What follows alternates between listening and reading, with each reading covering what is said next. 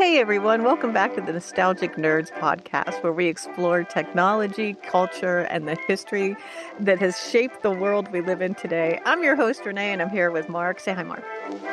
Howdy. And today we're That going wasn't on... high, but, Yeah, okay, it's fair. Today we're howdy. going on a fun and unexpected journey from the American circus to the cutting-edge world of modern marketing. That's right.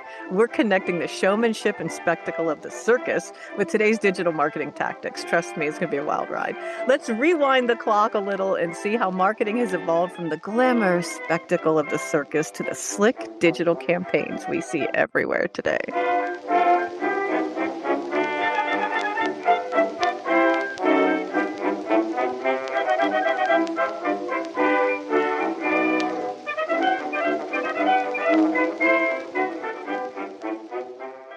All right, let's start with the American circuit, which hit its peak in the mid-1800s. The circus was the ultimate form of entertainment in America, especially with famous names like P.T. Barnum and his Greatest Show on Earth. But what made the circus so successful? It wasn't just the acrobats, the animals, or the clowns, although all of which were incredibly important to the spectacle, right? It was about the marketing. The circus was an absolute spectacle designed to grab attention and build anticipation. Barnum was a master marketer. He didn't just have a circus, he had an experience, something that people couldn't get anywhere else. He knew how to make the impossible seem irresistible. And the way he used advertising was revolutionary for its time. P.T. Barnum was one of the first to use bold, colorful posters to attract crowds. Think of it though, Marc. Like you're a little kid who lived in the middle of Kansas, right? And when you go and you see the outside where they put all of the lithographs, right? They're as big as your parents, and it's a strong man or a bearded lady, right? Like, but they were Yeah. huge. They were like human size. If you're a little kid, imagine that. Imagine that. This is the time, 1870s. This is the time before moving pictures. This is the time, like, this is it. This is American entertainment at its finest. It was revolutionary, right? He knew he could get people to talk about his circus. They'd be lining up to see it. And let's not forget how he used larger than life claims to get attention. He marketed the circus as something extraordinary, often promising to show things like the eighth wonder of the world or freak shows with the world's tallest man or the sirens of the seas. He was a master of hyperbole. It wasn't just a show. It was an event. He was a master of hyperbole. And this is where we see the seeds of modern marketing tactics, getting attention, building curiosity, and creating a sense of urgency. Real quick before I hand it over to you, Marc, I mean, my favorite story about P.T. Barnum is how he used to sue himself. Right? So he would anonymously, like, he'd be like, come see a man eating chicken. And they'd be like, he'd file a lawsuit that said there's no such thing as a man eating chicken. And he'd be like, you know what? You don't think it's real? Come and see it. Everybody come see it. Tell me I'm wrong. Like, it's for real. Come see it. And then people would show up. Like 5,000 people would show up. They would all pay a nickel. They would sit in this room and then the curtains would open and it'd be a man sitting in a kitchen chair in his underwear and a white beater t-shirt eating a bucket of chicken because it was a man eating chicken, right? And everybody was like, oh, he fell for it. And then they would like go enjoy the circus. Like that was it. That was P.T. Barnum in a nutshell. The dude loved disinformation. He loved misinformation, and he loved playing it to the point where he could get you to come 75 miles to see a man eating chicken. And it was just a man eating chicken. The Oxford comma strikes again. Right. Yeah. I think I was just thinking about the posters and the printing. And I was watching this YouTube channel where they restore old posters and they're, the linen backed and all that. Yeah. It's really cool stuff. But, the cost of those, they were probably 3-color, 4-color posters. The first time 3-color lithograph was ever done. And yeah, it was horribly expensive because they were so big. They were just huge. Such big posters. What are you going to print that on? The plates and the printing, like that's a real expense. Right. We'll have to go through printing technology at some point. But I mean, that's really expensive. Yeah. Even now that would be expensive. Those freaking plotters and stuff. Yeah. Yes. Anyways, but The thing that strikes me about Barnum is that he wasn't just selling tickets, he was selling an experience. And that's exactly how we think about brands today. The I met a brand marketing woman years and years and years ago, and the way that she explained it to me was, we want the brand to elicit an emotional response. And I think that that was like, I hadn't really thought about it at that point, being in tech and stuff. But she was a brand marketer for, MasterCard and, the whole priceless thing she had worked on that campaign. And, some of the other brands that she'd worked on, they were, iconic.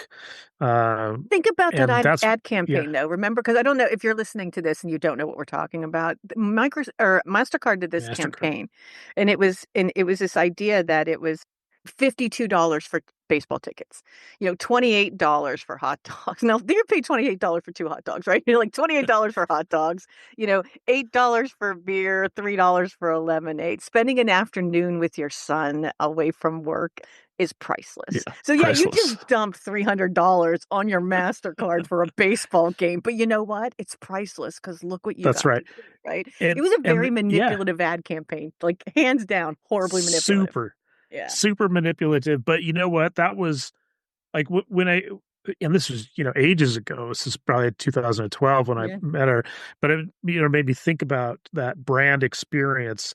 And MasterCard was not selling the ability to buy baseball tickets. They were selling an experience. And that experience was a priceless afternoon with your kid at a baseball game. So I think, that's what Barnum was doing. Yeah. And the best brands, they're not just logos on a product, they're environments, right? We step into them. Disney doesn't sell you a theme park ticket, it sells you magic, right? It's the happiest place on On earth, or Earth. happiest, whatever. Yeah. Nike, yeah, Nike doesn't sell you sneakers, it sells you a feeling of victory, right? Yes. And like Nike, the literal, god of victory. And Barnum understood that 150 years ago. He built his whole world around the circus with posters and hype and the lawsuits that you mentioned against himself, just to make sure people were talking. I wonder, like, did he settle with himself out of court? Right, right. And they would let him file these frivolous lawsuits. He had a team that would go 30 days ahead of the tour, right? So these guys are like, they start 30 days before everybody else, and that's all they're doing. They're putting up posters at a city that he's going to cross on the train route. And so that's what Right. once the intercontinental railway system goes in, like that's all he needed. Now it's coast to coast. He can go anywhere he wants Coast. in between, right? And he would do this crazy thing, like he would cut a deal with the railroad companies, and then the railroad companies would do this thing where they would sell a cheap ticket, and you would go to it would stop right in front of the circus, and you had a ticket and you had your rail ticket back home, and that all cost a discounted price, and then that's how people came. And he could get people to come whether they walked, took the car, or took the train from 75 miles away. Yeah. That that that's unbelievable all by itself. They would roll into a Yeah. tiny town, everybody in the town would come, and that would be fun. No, he rolled into the middle of nowhere and said, "Everybody come to me," and they did. He was like Gaga on the Vegas residency, right? Like, "I'm standing still, you all come to me," right? And it's amazing. He did it 150 years ago, right? Yeah. Yeah. No, and I think that's, the if you think about the technology he had at his disposal, right? Paper, printing, newspapers, the trains, transportation. I mean, it's all Yeah. it may have been, pretty important at the time, but you think about it now, like that's like it's pretty rudimentary, Well, And it that was wasn't it the wasn't the thing. tech. It wasn't the tech, right? It was his approach to using the tech There it is. that Like, that he drove it. adapted to every single thing that was Yeah. thrown in front of him. What, a train? Oh, I'm gonna build my own train cars. Yeah. We're gonna put all the cars on it, and we're gonna take it where we're gonna go, and we're gonna go across the country. And if that means Yeah. he actually went and negotiated with all of the train companies, which at the time there's like three, right? He goes and talks to them and says, "We want to use your rails at night." because we know you're not doing anything. You don't pay people to work at Yeah. night. We're going to move at night and we need you off the tracks. And they're like, oh, okay. Like, who says okay to that? Like, Yeah. every time they were given a chance to move it all forward and make it all bigger, like they did it. And they took no prisoners in doing it. So maybe that's Yeah. the lesson here, right? But on the other hand, I will say to current marketers, no. There, how about that? No, don't do it. Don't. Yeah, be careful, be careful. Do you think Barnum was did he invent FOMO, fear of missing out? Did you think he invented that? Yeah. Yeah. Yeah, and it was a couple things, right? So at the time in the 1870s when this is all starting out, we're still pretty agrarian, right? And people had horses and they had livestock and stuff like that, but they didn't think of them in the way of entertainment. They pulled a plow, right? Or your cow was milked. Like it was functional. It certainly wasn't for entertainment. I think when you take those same people and you say to them, sit under this big top, watch these people do crazy things and watch them do it with the animals that you know and love. I think that's an interesting thing where it really was escapism. So fear of missing out. Yeah, I think you were. Like if you didn't go to see the circus and that's all anybody was talking about, you missed out. And I think you didn't want to do that. And you certainly didn't want your kids to miss out on that. That was a Yeah. big thing back in the day. And they could draw 10, 12, 14,000 people under a big Yeah. top. That's crazy. Yeah, yeah. I want to talk about like, how Barnum used to do all this, he clearly does not have a man-eating chicken yet he would tell everyone he did. Yeah, he invented guerrilla marketing. Like he sent people ahead to file lawsuits against him. He had like newsletters where he would say outrageous stuff, just outrageous stuff. So people couldn't wait to come see it, right? I mean, if this lunatic were spouting craziness and he's like, and I'll see you Thursday, of course you'd show up. Okay, let's That's fast crazy. forward. Yeah, so let's fast forward to the 20th century because we're going to have to leave P.T. Barnum not far behind, mind you, just a little behind, as we go into the world of advertising as it begins to shift. We saw the rise of radio and television, a new era for reaching mass audiences. Marketers started using those same tactics from the circus, but now they had access to visuals and sounds. They could not only tell you about a product, they could show you what it could do. TV commercials were the new spectacle. Think about the classic ads we've all seen, like the Coca-Cola Christmas commercials. Aw, or those big Oh, emotional Nike ads, just do it, right? These are just selling products. They were creating a feeling. Marketers took a page out of Barnum's book. They weren't just selling a product, they were selling an experience. Ads started to tap into emotion, just like the circus used to tap into awe and wonder. The goal was to create an emotional connection with the audience. TV spots didn't just focus on the features of the product, they focused on how the product made you feel. Just like the circus wasn't about the details of the performance, but about the magic of the experience. I had a little thing on LinkedIn talking about ads and TV ads, so we'll get back to that. But before we jump into TV, I do want to talk just a touch about advertising technology we use today online. It actually mimics and looks more like that old school print media than it does with television. Mm. And, newspapers and magazines had subscription. They had audience demographics, ad placement inventory. We were talking about directory advertising earlier, even CPM style pricing. It was already a publisher subscriber ecosystem, but paper based rather than technology broker systems. The internet basically lifted that model wholesale, layered in tracking and personalization, and called it digital advertising. So in some ways, TV's kind of a detour. We'll talk about it, but we'll have to come back to the models that online digital advertising are because it more closely mimics that. The DNA of modern online ads looks more like print than it does television. But television's fun and cool, and as a whole has its own technology to go along with it. Do you think thinking about those two mediums, do you think print has better targeting than TV or vice versa? Yeah, no, I think TV is about mass communication and print is about personal communication, right? So in a lot of ways, I subscribe to that paper, right? I have the LA Times dropped off at my front door every day, right? And in that, I've chosen that to be the newspaper I'm going to read. I'm going to have it drop. I might do the Sunday New York Times if I want to get a more, rounded view of what's going on. But for me, it's like that's targeted. That's targeted. Like I have interest in that writer and in that news source, and so I'm going to read Yeah. that, right? And so I think in that, and that subscription might be 1 million and 1.5 million. It won't be 30 million, right? It'll be 1 million, right? Because that's how many Yeah. people are close enough to get the paper. And that's why there were so many newspapers, because everything was local, right? Like there weren't there, USA Today was the only national newspaper we had. So yeah, everything was local. So I do think it was better at targeting. TV was just about mass communication. The most Yeah. targeting you could do was to say Saturday mornings were little kids. And so all your advertising would be for little kids. Other than that, it was a crapshoot, right? If you had a bunch of people who were watching true crime or ER or whatever, like, or Friends, yeah, that's a certain demographic, and you could Yeah. lay your advertising within that demographic, but that was it for your ability to customize that. You're done. Like that, Yeah. I think that the whole Nielsen, mechanisms, all of that stuff, that the way that we talk about demographics today, it comes out of that TV era, not yeah. the print, not the print, Well, era. no, if you And were it's print, you knew your subscription base, right? yeah, Because you knew them. exactly. You were mailing to them every week or month That's or right. whatever. Like you knew who they were. But TV, you're right, it was different, and you were you were relying on the Nielsen families. They were just people who had boxes on their TVs, and it would track Yeah. what they watched, how long they stayed on the channel, everything that happens today through streaming, all that data that we have about Oh, I us, know. right? They had the same thing, but they had it on a limited number of families who got compensated for that to be a Nielsen family. And then Nielsen would come and install a bunch of stuff and take the data away once a month, and then publish it back to the entertainment industry. It was such a scam. It's not even funny. Like that was a true scam back in the day. Like, give me your Well, data and I'm going to sell it back to you. Like it was a scam. yeah, well, Yeah. we can go.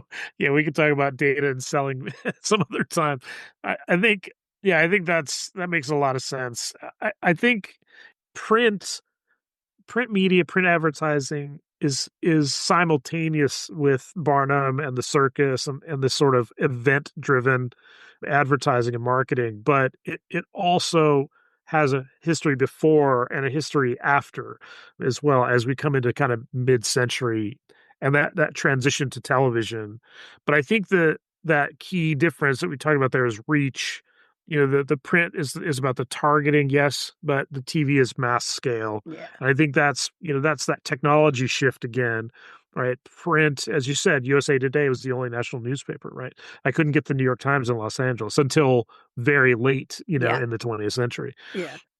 And I think that, ad dollars started flowing more towards the mass audience, probably because the effectiveness of it, but also that reach. And I don't think it was so much about tactics, being different. Or it wasn't that they were new. It's the same sort of playbook, just supersized. Yeah. Technology didn't really change the fundamentals of marketing. It just widened the audience. The circus had a town square, print had subscribers, TV had millions of living rooms all at once. And you know what? Okay. So my kids, you and I grew up at a time when you would sit down at a certain time at a certain week, a certain day of the week to watch something. Television was a collective experience That's right. that went across like state lines and the country lines. And it was when you were Yeah, watching Seinfeld, you were watching it with 7 million other people and you talked about exactly. it the next day at work. Yeah, We don't have that yeah. anymore. The closest thing recently in recent times has been HBO and Game of Thrones, or these Tiger once King, a week. man, we couldn't Yeah, get enough. Tiger King. We wanted to talk Right. all about that for Yeah, months. Yeah. Yeah. but even that was like, okay, yeah, it drops at a certain day, right? But it's not, eight It's not an thirty p.m. on event. Thursdays. Yeah. Yeah, It's not must see it's TV. Yeah. Yeah. Yeah. yeah, Yeah. yeah, yeah. You're right. Yeah, when I was Yeah. talking to the kids about commercials and stuff, the kids, they like, yeah, they couldn't even figure it out, And so, yeah, I want to talk about manipulative TV ads, because this was something that I remember very well when I was a kid. But my kids, man, they don't understand that at all. Plus, they're So, cynics. Like the young kids today well, are cynics too, right out of the gate. yeah, Like they wouldn't fall for half the crap we fall for. I don't think they yeah, would. for sure. Right? I just think they're cynics right out of the gate. Do you It would think? be hard to win them over. Yeah. Yeah, I agree. Do you think TV ads felt more manipulative because they were so hard to escape? Well, yeah, and I think they were deliberately okay. So back in 1971, oh, this makes me so mad. There's this, you can go watch it on. Oh, are you going to tell the crying? Yes, Oh, I hate it so much. So okay, so in 1971, the Keep America Beautiful campaign started because single-use plastics in 1971 were already out of control. Like it was yeah. already littering everywhere. It was just a mess. The whole country was a mess because of single-use plastics. So there was this I think that lobbying. might be a little bit of a stretch, but okay. No, it was terrible, and it was all their fault. That's what I'm going to say.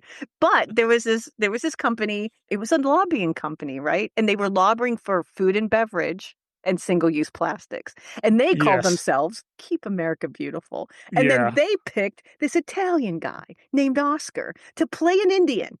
First of all, he's not even Indian. He's like a Native American. He's not even Native American. He's just this Italian guy named Oscar. And they put him in this canoe, and he's canoeing down this river. And it's really beautiful. And there's stuff everywhere, like canyon stuff. He's like, oh, and then all of a sudden, there's a rapper. He's like, what the hell? And he keeps going down the canoe. And now he's going past like factories that are spewing crap into the air. And he's going down, and there's more crap in the river. Then he drags his canoe up out of the river, and he climbs over a hill, and it's a freeway. And then people throw something out of their car and hit him. Oh, dear God. You just hit a Native American with trash. He just left his canoe down there. He turns to the camera and he Oh, weeps, and there's a tear just going down single his tear. face, right? And it's like and it's here's why it makes me mad. And there's many reasons. One, the guy's Italian. Two, this is the Sicilian. Sicil Sicilian. oh, even better. He's Sicilian. And on top of everything else, this is the first, this is it. This, you want to put the pin in it. This is exactly where single-use plastic create, like people who create that stuff. It's a $4 billion a year industry of us creating crap that doesn't go to landfills. It ends up other places, like in tumbleweeds going across the road when I drive. Yeah, yeah, yeah. Like this is where it ends up, right? They blamed it on us. It became Yeah, our yeah, problem. We had to clean that up. It was yeah, all yeah, on yeah. us. And they're like, look, it started the environmental movement. No, it started the No, environmental movement being my fault, not the people who right. created it to begin with. Right. So in Yeah. that moment, like for me, like it was an overwhelming feeling being what, 5 or 6 at the time and making a Native American cry because I go to McDonald's. How manipulative is that crap? Like, it's Yeah, ridiculous. It's really yeah, ridiculous. And I really, when you start doing that kind of stuff, it's really, really hard to have respect for what you're trying to say or what you're trying to do. And you're manipulating people all over the place, and you don't care who it is. I used to run that stuff on Saturday afternoons. Who's watching TV on Saturday afternoons? 9-year-olds, right? yeah, Like it makes me mad even today. Like I think about it today, and I think you can point the environmental movement right back to there. That's the day it became my fault. You blamed me. yeah, You, the plastics industry, blamed me using yeah, an yeah, yeah. ad, right? Yeah, I th well, I mean, even further, there's a whole, we can, recycling is a whole its own topic, right? But the whole recycled movement, particularly in the U.S., was started by lobbyists, not because there was this like because it you was want to good for the hold environment. right, Yeah, right. it was because, well, maybe in the future, at some point, we can potentially maybe, recycle this plastic that, we can't recycle today. And so we'll make it the individual's problem to quote unquote recycle, I have to separate instead all of my using. trash, and I have Yeah, to yeah, yeah. do. Yeah, it's Yeah. my No, responsibility. it's a total, it's a boondoggle. It's really shameful how, the political infrastructure was manipulated, and I think Keep America Beautiful is one example. It's not the only one, but you're right. It's like a seminal moment. It is. It really is. And Eh, when they figured out it worked, Yeah, we got bombarded with it. yeah, yeah, yeah. No, Yeah. I think that's it's manipulative on multiple levels, but the two major levels, right, is like, you, Renee, 9-year-old girl, was, you made this dude cry, you know, Right? you You're you bad. made him cry. You're evil. You're bad. You're evil. You made this guy cry. And then manipulative on the other sense, which is sort of manipulate the whole industry, by by basically making it somebody else's problem and pretending like individual action could actually Make an solve impact. this Yeah. this infrastructure problem. Yeah, it's a total yeah. Yeah, Anyways, that really made me mad. But here's what I will say. We were regulating television back in the 70s, though. So anybody who complains about, censorship or anything else, the deal was if you were going to, back in the 70s, if you were going to put any programming on for right. kids, you had to include the same amount of time you spent selling them stuff. You had to create, you, the advertiser, had to create educational television. So for every 30-second ad, there's 30 seconds of educational TV. Now do that for 2 minutes and 2 seconds. Now you have to come up with 2 minutes and 2 seconds to pay on the backside of that. So no kids are Yeah, getting yeah, brainwashed somehow, which brought us the yeah. ad council who cleverly created, you know what it is, Schoolhouse Rock. Schoolhouse Yeah, Rock was Schoolhouse. an answer to regulatory compliance requirements to I not love brainwash me. Schoolhouse Rock. Yeah, I and love instead it Schoolhouse Rock. brainwashed me with a noun as a person, place, or thing, which I think is a better brainwashing than two all beef patty I'm just special a sauce, Bill. lettuce, cheese, pickles, onions on a sesame seed bun. Like it's definitely better that I know what a noun is, right? Yeah. Well, I'm glad you know what a noun is. I love three. Three is a magic number. Oh, Um, nice. yeah. I liked I've Grammar Rock. I was a Grammar Rock what's fan. Yeah. interplay Janet? Janet, yeah. Yeah. She's a That galaxy girl. yeah, exactly. I think, the ads that pop up, and I put a little thing on LinkedIn yesterday, and it was funny because somebody put in a UK ad, and I was like, man, I don't even know I don't that even one, know that and one. it was funny. It was for Tango, which is like an orange drink here, and then one of my buddies, Carrie, put on an Ovaltine ad, and it was funny, how like here's an Ovaltine ad from the 50s, and then there's this Tango ad, and it's just the style and tone, demeanor is completely different, and I remember stuff like Smokey the Bear. You Do you think about, Do you yeah, think there was a time where it shifted? It went from being, it's informational, it's meant to tell you what a product does, and then turned yes, into real art. Like I think we crossed a line where that became real art. Advertising was an artistic endeavor and it meant to yeah, do all those things, but it was going to tug on all those things with real yeah, artistic integrity. I feel like that was yeah. the 80s, man. Like we went through the 80s and Well, 90s, like that was really good advertising. I don't know about integrity, Well, but okay, yeah, marketing, but yeah. Uh, well, I mean the 1984 ad, right? I mean it's like it's just it's kind of gone this down in marketing moment. history, right? It's like that Yeah, one, like anytime we talk about the artistic endeavor of advertising, everybody's like Apple 1984. Like, yeah, you're right. yeah, That was a completely different way of looking at, product for sure. yeah, yeah, yeah. Well, and I mean there was no product. It was like, what No, was it? What no, did it you were do? It breaking was free of of the yeah. old gray, stupid, IBM based, yeah, computer. Yeah. It just sat there, and it's Yeah. like, what does it do? I don't know. I don't know. Um, Yeah. yeah, I know, but that one, Smokey the Bear, I mentioned Smokey, and only you can prevent forest fires. I don't know. Did you get that on the East Coast? We didn't. We got Smokey the Bear because, yeah, we did because it was an educational program for kids, but it didn't mean anything because we didn't have forest fires that much in Yeah. Pittsburgh. Yeah. I do remember though the poison control, Pennsylvania poison control. Oh Did you have yeah. did you have the green sticker, yeah, Well, I Mr. don't know if Yuck? we had green stickers, but I remember, no, not Mr. Yuck, but there was like that would be something that you would see on like, the local broadcast stations at like 3 o'clock in the afternoon, right? Right, yeah, It wouldn't show up in prime time. you would, yeah, because it was when kids are watching stuff after school, right? So it's like well, Yeah. ours was Mr. Yuck. Mr. Yuck is mean. Mr. Yuck is green. Like it was awful. It was this video of this little kid, and he's like, "Do not.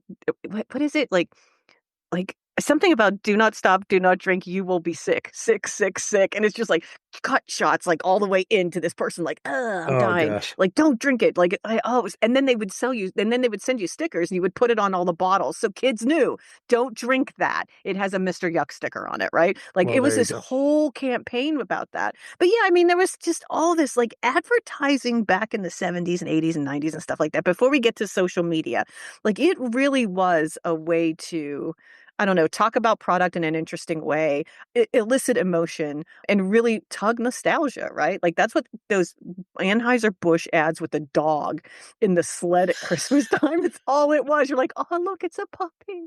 It's a beer Oh, or the commercial. polar bears, Yeah, the or the polar Coca-Cola bear for polar bears. Coca-Cola. Yeah, it's like, Yeah. oh, look, they're I, sledding. I asked I asked the kids and my wife, and so the kids were like, I don't know what you're talking about. And then they just don't even know what a commercial is, basically. Right. Yeah, And they get to like they skip them. do, They get to skip they them, right? conceptually, but yeah, then my wife was like, "Oh, Mikey, the Mikey likes it." And I was like, I thought about that and thought about it and thought about it hard for like a while. And I'm like I know Mikey, and I know it was something about something he was eating, and I couldn't remember Pop what it was. It Rocks. was life. Remember he No, it died was from life eating Pop cereal. Rocks. Oh, stop. That's a different episode. That's a different episode. There's a huge No, rumor that it was Life. Like, I know. look at Mikey. Yeah, He likes Life cereal. Yeah, that was Mikey. yeah. But then the rumor was in middle school that Mikey died eating Pop Right. Rocks. Right. Pop Rocks. Yeah. Yeah. Go listen to episode Bat Boy. Yeah, That one. that's a good That's episode to yeah. listen to for that. Yeah. All right, so now let's jump to the digital age, shall we? uh, Yeah. We talked too much about our young childhood nostalgia. you know what though? Everybody needs to know that cowboy or that Indian is Italian. You just need to Yeah, know that. yeah. I need you to know that. I need Oscar you Oscar. Oscar DeCordy. There you go. Like Yeah. Sicilian. Uh, And Sicilian. spent his I looked whole him up. life dressing in fringe with his hair in like I he spent his know. whole life pretending like he was Native American. Stolen Yeah. valor, that's what I call it. All right, so let's I jump know. to the All right. digital age. All right, where things really start to get interesting, I guess. Yeah, the internet opened a whole new world for marketers, and digital ads became the next big frontier. But here's the thing, the principles of marketing we saw in the circus, like building anticipation, creating excitement, drawing in audiences, are still central to everything we see today. But now we've got data. Marketers can target us in the way Barnum wished he could. He wished he could Yeah. do it, right? They Yeah. knew where to shop. They know where we shop, what we browse, and even what we're likely to buy next. Modern marketing is all about personalization. Ads are no longer generic, they're tailored specifically to us. And with platforms like Facebook, Instagram, and Google, one more time, just one more time, Facebook is an advertising platform. Just one more time. It's an advertising platform. Just want to make sure everybody understands that. Marketers can be hyper targeted. They're showing the right ad to the right person at the right time. It's all about building anticipation, capturing attention when we're most likely to be looking. Social media influencers, just like Barnum's performers, are now used to draw crowds and create hype. This is one of the most interesting things tech wise for me is the rise of the whole advertising infrastructure and how that got started. Because if you think about I mean, 1993, at the end of between October and December, right, of 1993, the number of web servers it was tiny. By the time we get to 1995, there's thousands upon thousands of web servers.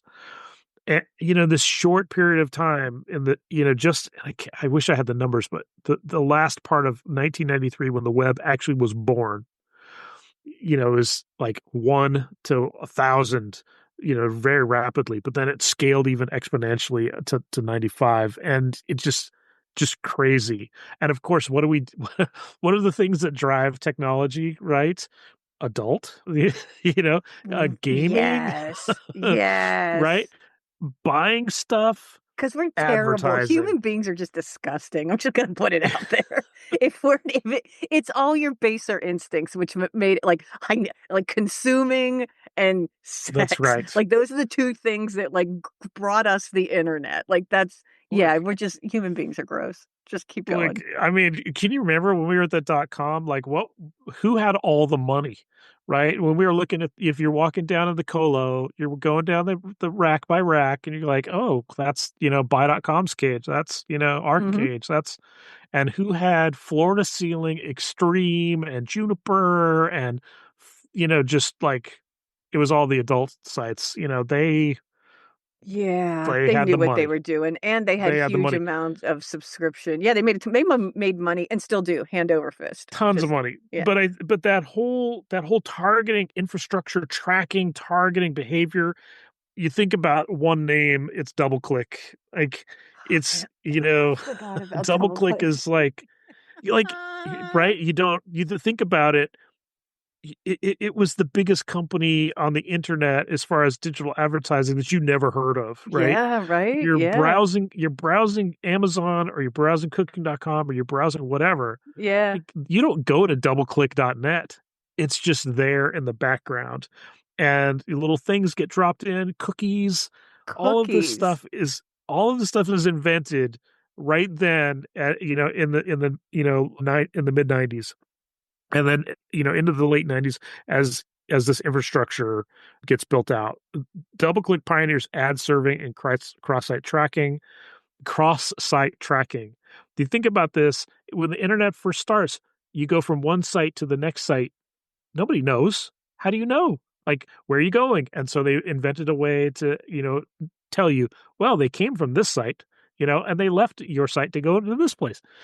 And they stayed here It's this just time, they looked at these pages and yes, yes. exactly. Right? Yeah. Right? I Yeah. mean, that right there is the skeleton of modern digital advertising. Okay, so I've got some stats on DoubleClick because I think it's like super important here. So, real-time reporting, DoubleClick's DART system let advertisers monitor campaign performance while it was running, not after. A real-time reporting, and that's revolutionary compared to print or TV. You think Right. about it, right? You think about we talked about Nielsen, right? Nielsen, you have a delay. That delay is like a month later, but with Dart, their platform, real time. Digital spend share, right? If you think about digital spend share where it is today, it's roughly 790 billion US dollars in digital global ad spend, and that's all built on the foundations that they had. Let's see here. I find that uh profoundly depressing. yes, I think it is profoundly depressing as well. Almost $1 trillion, right? Three-quarters of $1 trillion spent on digital ad spend. Like, whoa, crazy. And that's about 70-ish% of ad spend. Print ad revenue is projected in the US to fall from 4 billion in 2023 to about 2.5 billion by 2028. Whoa, what do you think So that's about? print ad revenue, Yeah, because we just I don't do think print anymore. because you don't Yeah, do print anymore. So that's I think, crazy. like, to me, DoubleClick is like the foundation for that stuff. As I said, Google didn't invent that whole system. They bought DoubleClick and built on it. So you have this dominant player. You have the Yahoo and DoubleClick, and then Google buys in DoubleClick. Without that, the idea of following you around the internet with ads just wouldn't exist. At its peak, their servers were said to deliver tens of thousands of ads per second, ad impressions flying out across the web in real time. And while not every ad was effective, DoubleClick's reporting tools meant advertisers could see performance almost immediately in tweet campaigns, which, as we said, print and TV couldn't do at that scale.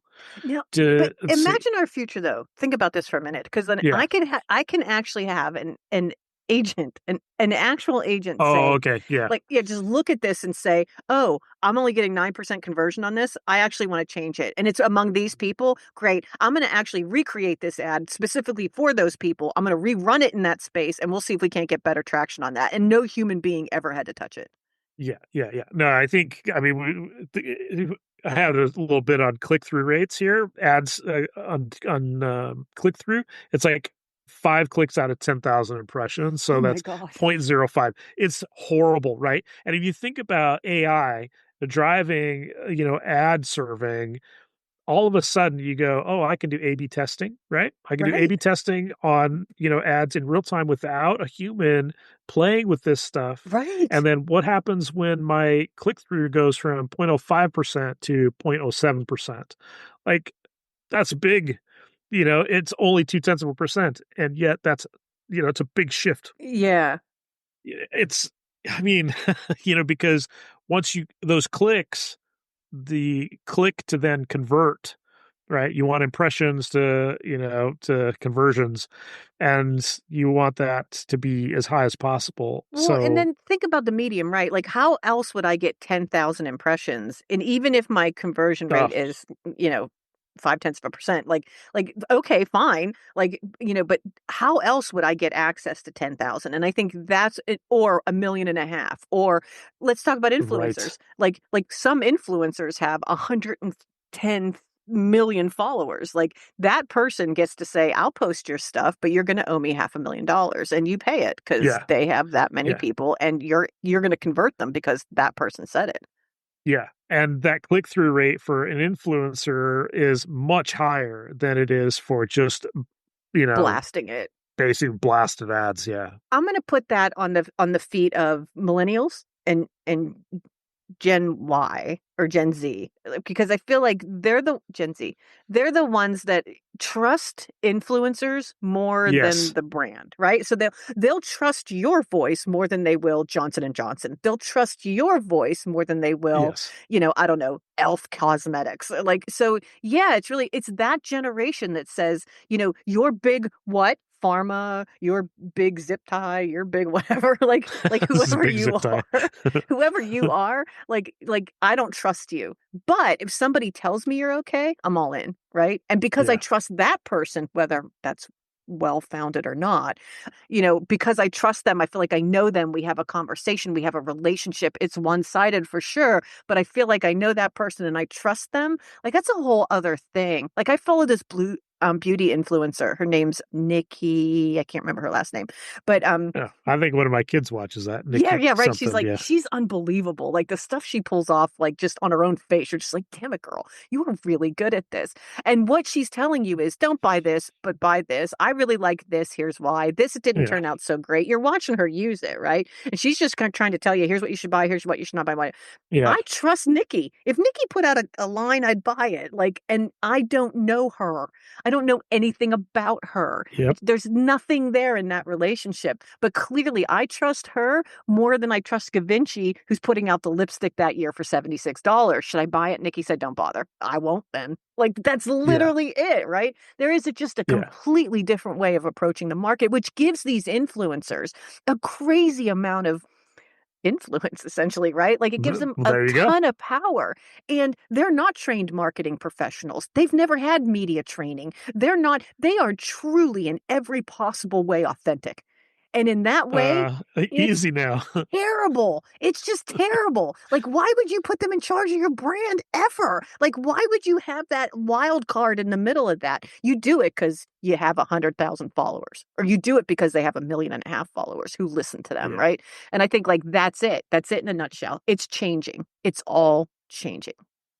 I agree with the premise. I think that the influencer culture, right? There's like this tiered structure, right? At the very top of the tier are, the people that, yeah, they've got millions upon millions of followers, and they can actually make some money out of that. And those people, they absolutely have media training, right? They absolutely have a crafted message. I Maybe, When, but I also feel like they yeah, step in it a lot. They step in it a lot. They get canceled a yeah, lot, right? Like when sure. look at any of the mom influencers coming out Oh of boy. Salt Lake City, right? Like they they are not media trained. I don't think they, No, no, no, no. they post a bunch of stuff about their kids, and Disneyland sends them to Disneyland, right?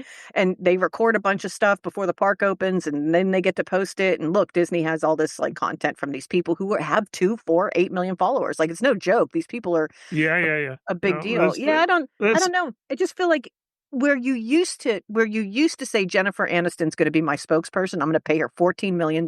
She knows what she's doing. She doesn't want to ruin her own reputation, and she's going to be careful about this. Like that's one thing. Saying yeah, I'm going to pay you for your own conversion. I'm going to give you what, $15,000 for a day at the park, and I'll pay for the park, and I'll pay for your hotel, and I'll pay for your airfare. I'll give you 15 grand. You're going to do this for me.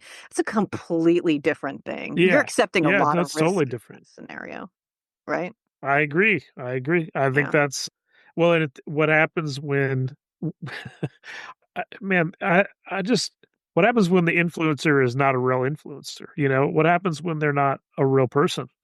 What happens when it's, a few years in the future when it's, Mark is, Is a doing bot? whatever on the screen. Yeah. And AI converts it into, a 23-year-old, woman. And, that's going to be some scary stuff. And then, what's the brand fallout when that authenticity is shown to be not authentic, you know? Yeah, If I mean, that's authenticity and trust is the currency, there you and go. that's shown that, it's not I it's not agree. worth it, then, I think that's where the risk becomes to any brands that rely on that structure. So, Of how influencers. much Yeah. Yeah, yeah, right? How much you rely on that. All right, so today's yeah. marketing is all about creating experience. But it's a digital experience. This is what I think is the hardest part about all this. You went from being like, let's all be in the tent together watching, people trick ride horses to, let's all be in a digital experience like social media. We've all seen the buzzing, colorful ads that catch our attention, but now it's not just flashy posters or TV spots. It's about building a community and creating interactive experiences. Influencers are the new circus performers, except now they don't have to fit in the ring. They can influence millions of people through Instagram, TikTok, or YouTube. Just like Barnum created spectacle to draw crowds, influencers create spectacle to sell lifestyle, status, and products. So their followers are emotionally invested, just like the circus goers were in Barnum's time. And then there's the experience marketing, where brands aren't just selling a product; they're creating a whole experience around it. Think about Apple's product launches, or how companies are using augmented reality to try to sell before you buy. I mean, that's how they sell nuclear power plants. You walk through it with VR. That's how they do it. Like, let's walk through your nuclear power plant before you spend $1 billion. Okay. Yeah, that's exactly what happens. It's not just about a transaction anymore. It's about giving people something they'll remember. Hey folks, Mark here. This one was another longish episode that we decided to cut in half. This first half was all about the past, and right at the end here, we just started to talk about shifting into what the future holds for digital advertising and marketing. As you can tell by listening to this first half, this is a topic Renee and I love, and we both have a lot of formative memories about advertising. Thanks to Gordon and Carrie for sharing their favorite TV ads on LinkedIn. That was a lot of fun. And thanks to everyone for tuning in again. Please rate us on your favorite podcast app and drop us a line with feedback at nostalgicnerdspodcast@gmail.com.